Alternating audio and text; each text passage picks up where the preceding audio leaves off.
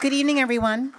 As I said, I'm Candace Montgomery, Senior Vice President and General Manager of AtlanticLIVE, and we are so pleased you are here with us tonight at the iconic New York Public Library.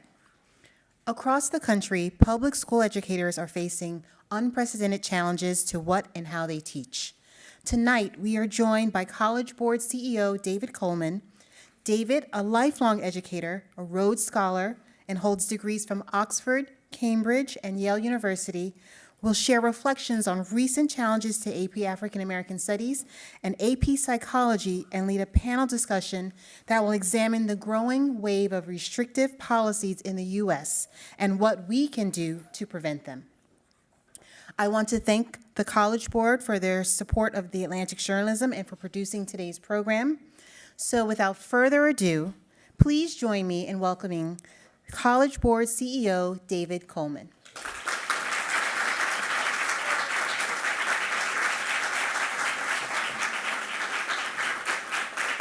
Hi. Good evening. It's great to be at the New York Public Library to talk about these things. They just launched a Books for All initiative, which is important, and I just learned that this moves, so I shall be more careful. I'm here to share with you what we've seen from the College Board's front door seat to the American culture wars. I want to reflect on what we must learn and also what we might do next. And as many of you have read in the newspapers lately or seen on screens, this new climate of censorship thrusts our advanced placement courses into the fight over what teachers can teach and what students can learn. And we've learned that our mistakes matter and our leadership matters. We made serious mistakes in our rollout of AP African American Studies at the beginning of this year. We learned that we need to be clear. So when Florida asked us to censor AP Psychology or risk having it banned under their new law, we said no, just as we would have said to any state. We publicly declared that if sexual orientation and gender were banned from discussion, we would remove the AP designation from the course. The American Psychological Association supported our stance that college-level psychology must include gender and sexual orientation. An association of psychologists in Florida said that removing the content would be like training surgeons without a scalpel. AP promises to provide students with the skills they need for college and careers, and we couldn't break that promise. But our decision did break with long-standing practice in the publishing community, in educational publishing in particular. Educational publishers often provide different versions of textbooks to different states.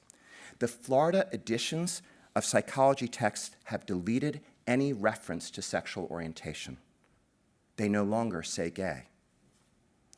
But to create different versions of AP for different states would betray its most beautiful feature, which is whatever town you grew up in, whatever school you go to, whatever family you're a part of, when you walk into an AP classroom at its best, you get the good stuff.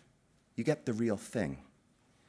Our decision not to bend was met with remarkable courage on the ground from educators in Florida. And what they in turn demanded was that teachers could teach the whole course without fear. And remarkably, educators and students won. The state clarified that its law would indeed allow the discussion of gender and sexual orientation in AP Psychology. And since the school year had already begun when they made that clarification, more than a third of students in Florida who are going to take AP Psych no longer are doing so because their schools and districts feared retribution. And we could have avoided that loss if we had given in. All students would have taken our course, the 28,000 that were signed up, and our revenue would have remained intact. And while it's sad they won't get to take the class, the teachers of Florida, given the state clarification, can now breathe a little bit easier, whatever course they're teaching, that is now within the boundary of law to discuss the crucial topics and identities of sexual orientation and gender. And students can, of course, learn more. Everybody says they support free speech, but sometimes you have to pay for it. The next episode happened 1 week later.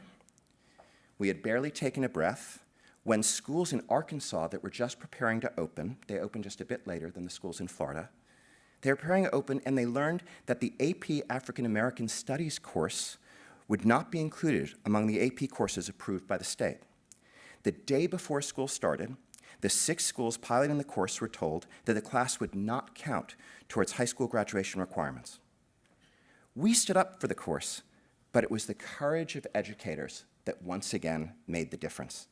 The University of Arkansas at Fayetteville, the flagship, reiterated its policy that students would receive college credit for the course. In Little Rock Central High School, where the Little Rock Nine once stood to integrate the school, now teaches Ruthie Wells, a cousin of one of the 9.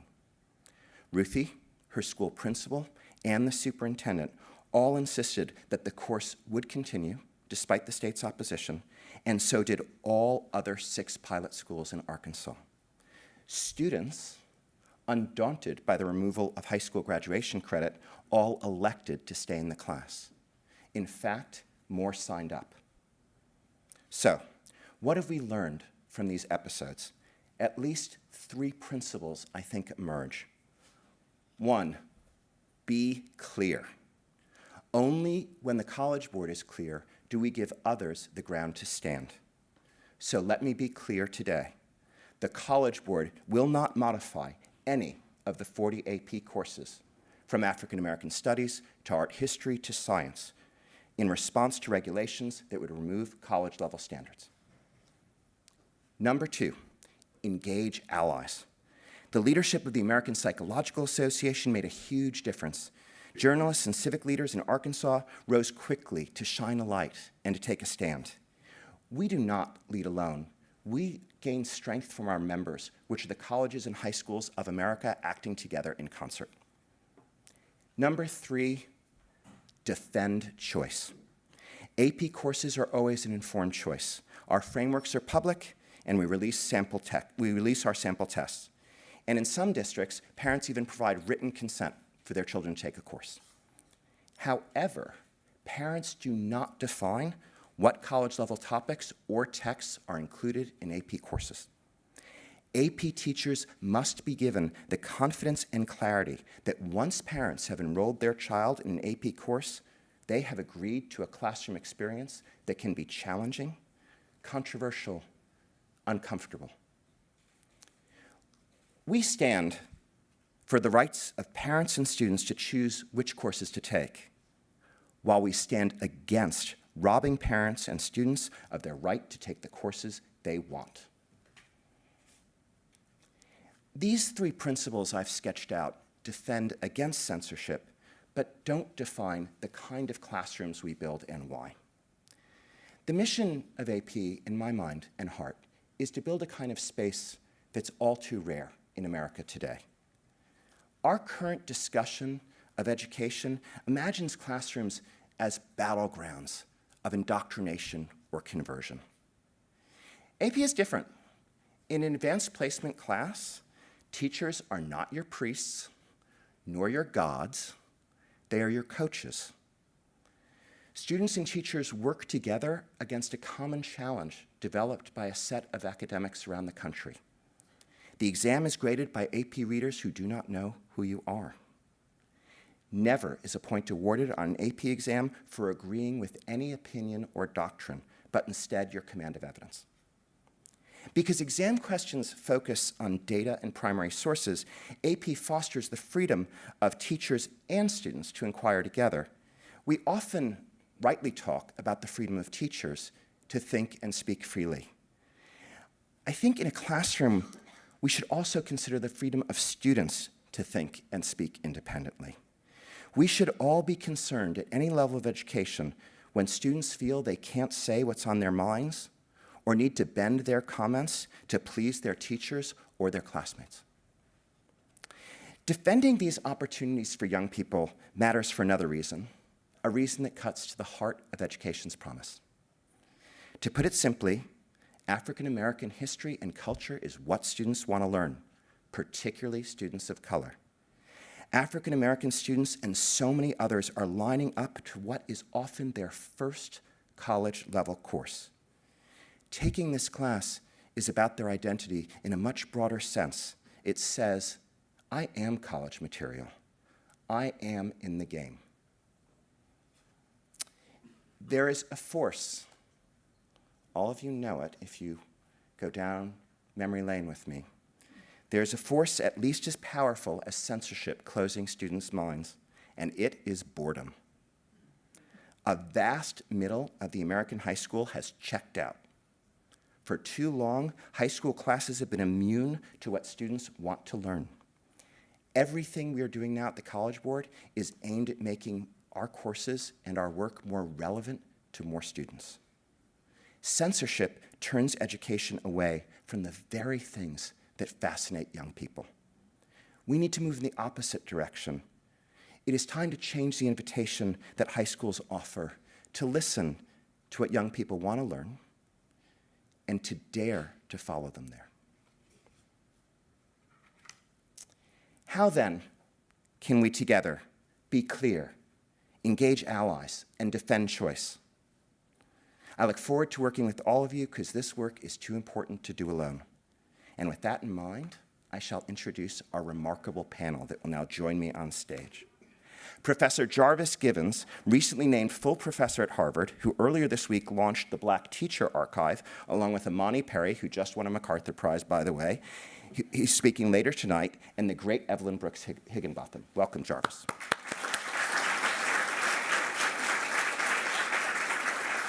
Dr. Heather Harding, Executive Director of the Campaign for Our Shared Future, which does incredible advocacy work on these issues every day, and Jonathan Friedman, who helps lead PEN America's work in this field that has been such a sanctuary for so long.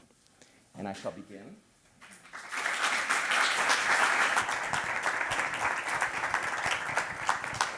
Professor Givens, this is not new. You wrote a book on fugitive instruction. You've written a book on resistance in teaching in history. Could you locate this current dispute in the broader suite? Yes, thank you for that question. This absolutely is a part of a much longer continuum of surveillance and censorship in the context of education in the United States, and I would even go as far as to say it as part of human experience, right? We have to think about the way power is always at the center of education. Whether we think about that in the context of the US or even internationally, there are lots of cases where we see that. But for me in particular, I really became interested in this particular set of topics through my studies and research on African American education. Some years ago, I became really obsessed with a story that I came across about a Black teacher in the early 1930s in rural Louisiana. There was a story based on what one of her former students recalled, a woman named Tessy McGee, secretly reading to her students in Webster Parish, Louisiana in the 1930s from Carter G. Woodson's book, The Negro in Our History. Carter G. Woodson was the child and student of formerly enslaved people, the second person to get a PhD in history from Harvard, and he founded what we know today as Black History Month. He was also a teacher. This woman, Tessy McGee, was a Black teacher in the Jim Crow South. And in order to make the knowledge available that was being produced by Black scholars like Carter G. Woodson, she engaged in this subversive set of practices, what I came to call fugitive pedagogy in the book. But the way that I came to place Tessy McGee's subversive action into larger context was because her scenario prompted me to then go back and ask more questions about why would she go to such lengths to read from this textbook. And then, I came across, newspaper articles like one about a school in Muskogee, Oklahoma in 1925, where Carter G. Woodson's textbook was being used by the local Black high school and the local white school board, which was heavily influenced by the Ku Klux Klan. They decided to confiscate the books. There was, in the newspaper articles, there were articles where they stated, how could we allow for such text to creep into our Negro schools? The books were confiscated, the teachers were reprimanded, and they threatened the principal's life, and he subsequently resigned. But then I had to realize that this is actually not just something that came about in the 20th century, right? It was a fundamental part of the African American educational experience in the context of the U.S. throughout time.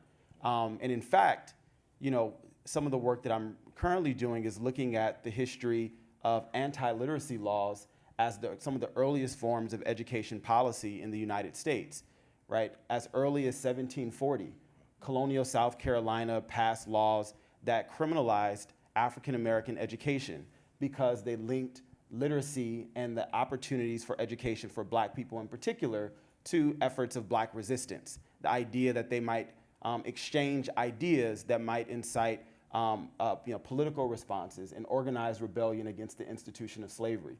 So even before United States independence, right, we have laws like the anti-literacy law in South Carolina that was passed in 1740. And these sort of laws would proliferate leading up to the Civil War across the southern states. And it wasn't just, criminalizing literacy specifically, but sometimes there were particular books that also became targeted, right? One that immediately comes to mind is a book called David Walker's Appeal, that, David Walker was an abolitionist. He was also a tailor in Boston. And in 1829, he wrote a book, David Walker's Appeal to the Colored Citizens of the World, which was seen as a text that was promoting Black resistance because he encouraged Black people to take up arms if necessary to resist the institution of slavery and to assert their human dignity. This book was, hundreds of these books were confiscated in places like Charleston and Savannah, Georgia, and police officers were going into churches and raiding places that they suspected might have copies of this book because of the ideas that it represented.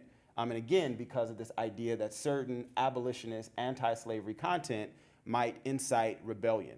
And so that kind of heavy censorship is something that continued throughout African American education, even after the Civil War, when, it's no longer criminalized for Black people to attend school and to, have the basic liberties of being able to learn to read, write, and, the fundamentals of arithmetic. But Black schools continued to be targeted because it was believed that these were sites where, ideas around social transformation and social equality and racial justice were being promoted, right? So between 1866 and 1876, more than 630 Black schools were burned down.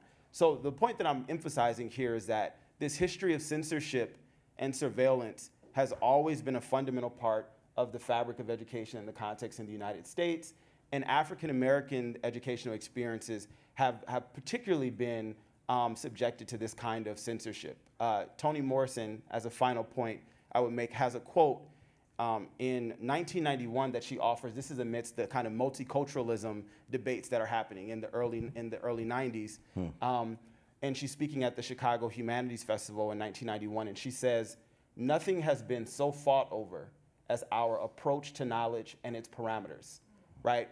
So she's coming out of an African American tradition, but she's really speaking to this universal theme about the politics of education that's always about what constitutes meaningful, legitimate knowledge, what can and cannot be taught in schools, and who has the power to make those sort of decisions. That was such a gift. Thank you so much. That was beautiful. And evidently haunting. Jonathan, as you lead Penn's work in this area, kaleidoscope for me, if you would, just to the last couple of years and what you've seen intensify or not. What's happening now? Well, what isn't? From where I sit, I encounter every day what is best understood as a kind of epidemic of educational censorship. It is an effort that has taken numerous facets in different parts of the country, is still continuing to unfold at the federal, at the state level, through legislation, and in local communities across the country. And what unites all of this has to be described as an effort to extend a rigid notion of ideological control over public institutions which ought to be committed to more openness, to diversity, to democracy, to expertise, to knowledge, to truth. And it is this effort to extend that control which fundamentally conflicts with the notion of the First Amendment. As Justice Brennan said, our Constitution does not permit the official suppression of ideas. And that is what is happening, an official suppression of ideas. I was there, I remember the day very clearly, when in 2020, I saw something I hadn't seen before. A bill proposed by Senator Tom Cotton to defund public schools if they taught any material from the 1619 Project. The animosity towards the 1619 Project by the New York Times was palpable. And I'm not saying there is no legitimate critique or academic, intellectual, historical conversation that can be had about the way that we interpret nationalism or history or storytell. Of course, we have to have space for that. But something else happened, a political effort to manipulate and to manufacture opposition to this.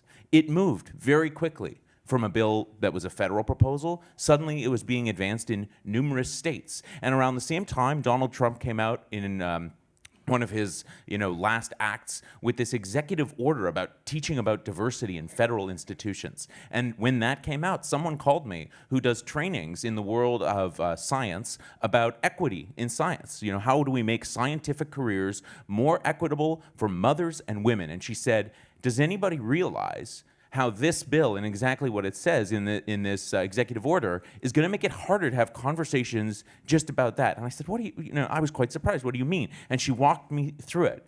And it's those moments which have become kind of touchstones for me as I look back on the past 2 years. So where are we now? We've gone through numerous cycles of this as this movement continues to seek out kind of new ways it can exert power over libraries, over schools, and over universities. We've seen it move from about divisive concepts and diversity and equity onto CRT. That was a whole moment. Then it's moved also against LGBTQ, particularly in Florida with the Don't Say Gay law, which has now not only been extended in Florida from a ban on teaching about gender and sexuality from kindergarten to 3rd grade, but now it extends all the way to 12th grade. And there's now a law in Iowa that is advancing and made law a very similar prohibition. And then in many states, there are also now all these laws that seek to criminalize the work of librarians, school librarians, public librarians, to instill fear and intimidation, even when the laws seem like they may or may not apply. Again and again, what you're doing is forcing people who have committed their professional careers to things like teaching, educating, circulating knowledge. We're subjecting them to this kind of existential evaluation about, is it worth it to them to keep that book on the shelf, to mention that bit of history that they just heard about for the first time because someone in the room or one person's parent might get a little bit upset about it, and that could send them to jail or make them lose their job, as just happened in Georgia when a teacher got a book at the Scholastic Book Fair called, and brace yourselves, My Shadow is Purple, and read that book to the students, and she was fired for that. And how was she fired for that? Because they said she broke one of these obscurely worded laws. Here's what the law says in Oklahoma, that teachers and administrators cannot teach that members of one race or sex cannot and should not attempt to treat others without respect to race or sex. I dare you to tell me that you understood that. Because these laws are written in this arcane way that is impossible to interpret, but it just makes it so that you can decide, if you're in power, how to enforce it. And you tell me that that isn't the most authoritarian sounding thing meant to just chill how we all run and operate schools and libraries and universities. So where are we now 2 years into this? We're at 6,000 book bans. We're at bills being proposed with this vague language all over the country. And we are at people who are experiencing daily fear and don't know what to do about it. And that's where we are now. Dr. Harding, you have foolishly thrown your life into this breach. I'm so impressed with the organization that Heather is leading and think they are scarce and super important. So I really want people to pay attention to, first, Heather, your account of the why. What impulses are driving this obsession? Yeah, I think 26 states have anti-CRT bans, not just proposed but passed. I have to get better numbers for you. At least 32 proposed Don't Say Gay or shutting down access to content that includes or some reference to LGBTQ, attacks on trans students. I like to call it the Medusa head strategy of anti-equity legislation on schools. Medusa had 8 heads. We've gotten through about 6 versions of this, so there's more coming around the corner. This is politics landing on the schoolhouse doors. This is not about teaching and learning, and it is intended to leverage the difficult time that we all just went through, a global pandemic, where we fought over masks, public health policy did not help guide us, and schools were closed. Parents' discontent has been leveraged through misinformation, and a real turn to conflict, as opposed to what we need right now, is collaboration between parents, families, and educators. So our organization, the Campaign for Our Shared Future, started about 2 years ago when we started hearing from educators that they could not do their best work based on their professional knowledge because they could not say gay, or because an interpretation of an inclusive curriculum that considers all races and classes and genders was anti-CRT. So, you know, this is not invisible to us. The extremists and the political leaders who are advancing this have said the quiet part out loud. Steve Bannon in 21 said to a public audience, we're going to make it terrible for everyone in public schools and you should run for school board. Christopher Rufo wrote time and time over again on X or Twitter or whatever we decide to call it today, that discrediting the public trust in public education was the only way to dismantle the system. So I hate to get wrapped up in conspiracy theories, but this is in plain sight. And so it's very important to understand that the political forces here are well coordinated, well funded, intended to leverage our basic fears coming out of a global pandemic. They are not about parents' rights. Parents' rights, parents' engagement is exactly what we all been interested in and continue to be interested in, drawing people together, not having them scream at school board elections. So how do we fight meetings. back? Because that's what and you devoted so yourself to. One of the things that we do at the campaign, we're really, first we tracked all the legislation with our friends over here at PEN America. And it's very important to know that this is happening at all level of government. And what that means for each of you in the audience is that you've got a school board probably happening somewhere in your backyard, and you better go find out when it is, because there are hate slates being advanced to take over the school board. The best defense, if this is happening at the federal or state level, is your local school board saying, we're not going to engage in book banning. And we've seen very brave and engaged citizens, local folks, doing exactly that. So I really do encourage people. Almost 30,000 school board seats get decided in 2023. People are focused on, you know, the midterms in 2022 and the presidential in 2024, and those are important. But these are local people making decisions based on misinformation. The other thing is, it's plain talk, David. I love my fellow scholars and well-read, and all of you who are at a library event understand this. But for us, we've learned that, you know, parents have dreams for their kids, and schools teach kids how to realize those dreams. The U.S. can be a good country, and so you really got to start there with people, because lots of folks came and believe in that, and it's true, and yet we can't have curriculum developers stripping out race from the Rosa Parks story, right? Shouldn't we all be proud of that? Don't we all have a claim to that? And so the other thing that I would say is that people have to actually stand up and affirm and wrap their hands around the very brave educators and parents who are standing up against the hate talk. I'm going to give you guys, we've got only a couple minutes, so I'm going to give you kind of a lightning round ending. Jonathan, tell me what you're saying that's promising in response to these forces.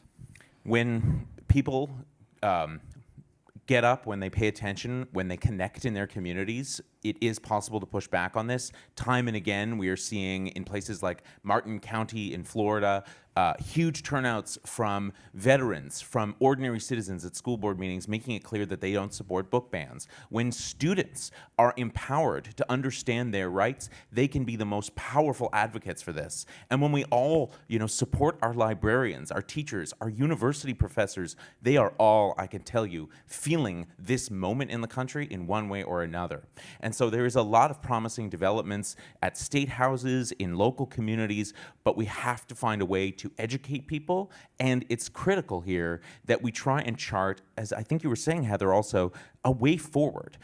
Nobody is saying that schools can't improve. Nobody is telling parents 100%, what they have no role in their kids' upbringing. But it has always been that the idea was that schools served a kind of diverse public and had to be responsive to that, and they have to be places that everyone can go to. So the more that we can encourage one another to be active on this issue, to show up for it, to not be acting with fear, because I'll tell you this, fear and the way that it spreads only makes all of us more afraid in our own jobs and in the way that we react to these situations. But if all teachers and librarians and principals and superintendents who are feeling that fear knew that their communities stood with them, they can't throw the whole country in jail for giving out, copies of The Handmaid's Tale. And so what we need is more storytelling, more public engagement, and for people to feel less afraid of all of this. Jarvis, as you look at the sweep of history, thank you, Jonathan.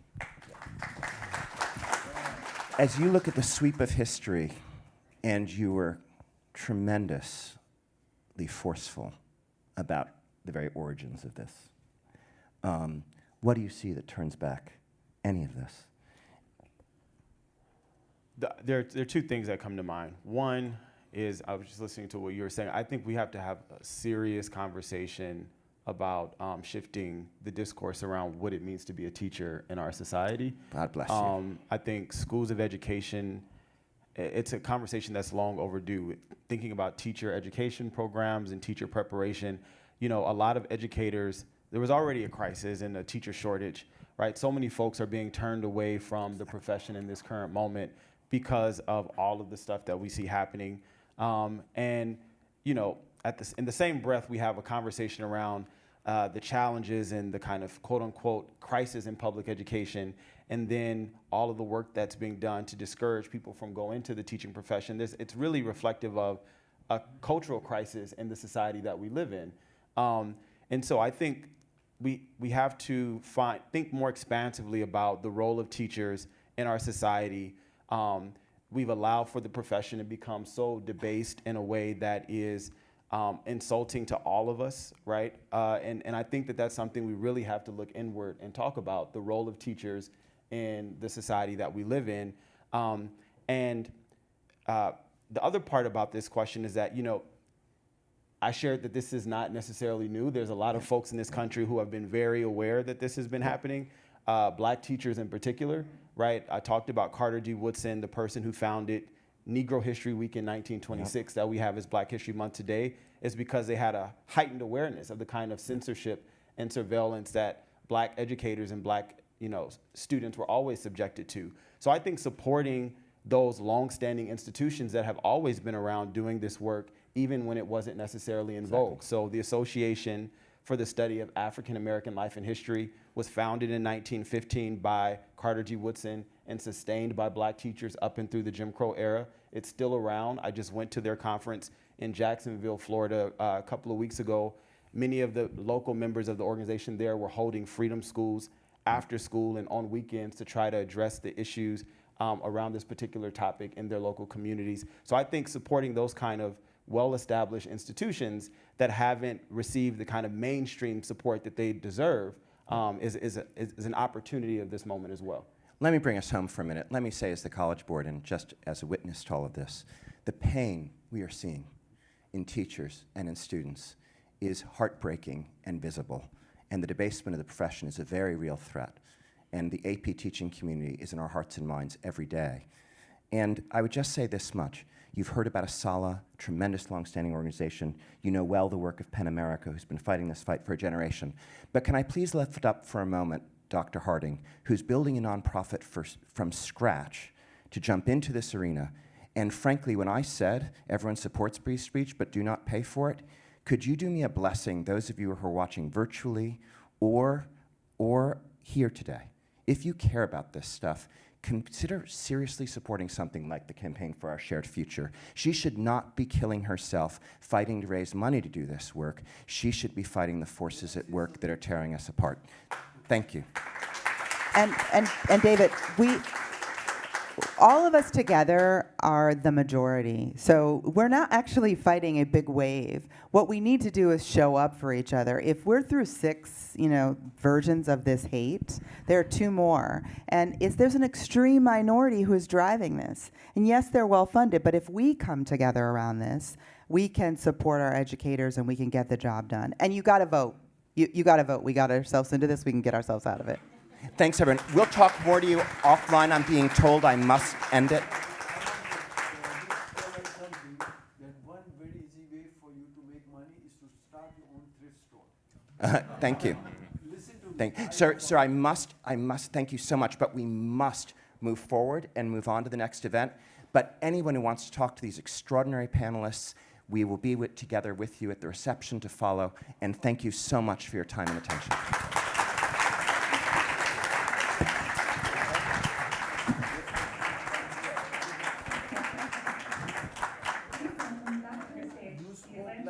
You can create a song with your speech.